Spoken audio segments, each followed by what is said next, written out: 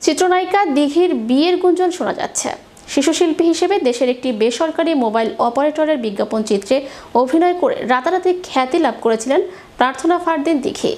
এরপর কয়েকটি সিনেমায়ও দেখা গেছে। ঢালিউড সুপারস্টার শাকিব খানের সঙ্গে অভিনয় করে জায়গা করে নিয়েছেন দর্শক হৃদয়ে।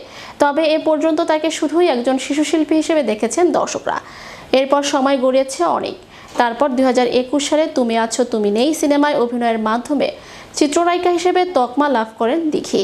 এরই মধ্যে দর্শকের আগ্রহের জায়গায় নাম বসে তার, ফলে বছরের বিভিন্ন সময় আলোচনায় থাকেন তিনি। আর এবার আলোচনায় এলেন বিয়ে ইস্যুতে। সম্প্রতি বিভিন্ন মাধ্যমে গুঞ্জন উঠেছে বিয়ে করছেন দিঘি, কিন্তু আসলে কি বিয়ে করছেন তিনি? তবে এই গুঞ্জনের জন্য অবশ্য তিনি নিজেই দায়ী। সোমবার রাত 10টার দিকে সোশ্যাল মিডিয়া ফেসবুক অ্যাকাউন্টে একটি কার্ড পোস্ট করেন দিঘি। কার্ডের বাম পাশে লেহেঙ্গা পরা একটি ছবি দেখা গেছে তার, তবে আরেক পাশের অংশ হাত দিয়ে ঢেকে রেখেছেন। আর অনামিকায় দেখা যাচ্ছে এঙ্গেজমেন্ট রিং।